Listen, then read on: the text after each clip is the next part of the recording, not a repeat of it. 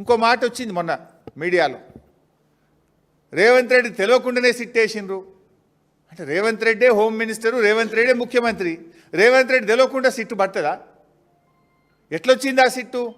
ఒకవేళ రేవంత్ రెడ్డి తెలియకుండా సిట్టే వస్తే ముఖ్యమంత్రిగా యు ఆర్ ఫెయిల్.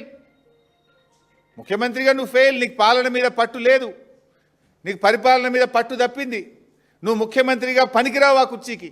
నీకు తెలియకుండా సిట్ వచ్చింది నిజమే అయితే నువ్వు ముఖ్యమంత్రిగా కుర్చీకి పనికిరావు. You are failed to administer the state. మీరేమన్నా సర్కార్ నడుపుతున్నారా, సర్కస్ నడుపుతున్నారా? ముఖ్యమంత్రి తెలియకుండానే సిట్ వస్తుందా?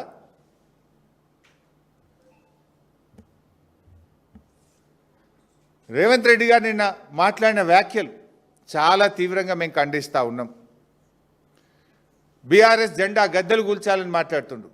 బిడ్డను బీఆర్ఎస్ జెండా గద్దెల దోలికొస్తే నీ గద్దె కూల్తా జాగ్రత్త అని చెప్పి హెచ్చరిస్తూ ఉన్నాం. దుమ్ము అయిపోతావు బిడ్డ నువ్వు. అయినా బీఆర్ఎస్ పార్టీ నువ్వు కూలిస్తే బీఆర్ఎస్ పార్టీ ఏదో జెండా గద్దెల్లో లేదు, ప్రజల గుండెల్లో ఉన్నది బీఆర్ఎస్ పార్టీ. బీఆర్ఎస్ పార్టీ జెండా గద్దెల్లో నువ్వు కూలిస్తే పోయే పార్టీ కాదు. తెలంగాణ ప్రజల గుండెల్లో పుట్టిన పార్టీ బీఆర్ఎస్ పార్టీ, ప్రజల హృదయాల్లో ఉన్నటువంటి పార్టీ బీఆర్ఎస్ పార్టీ.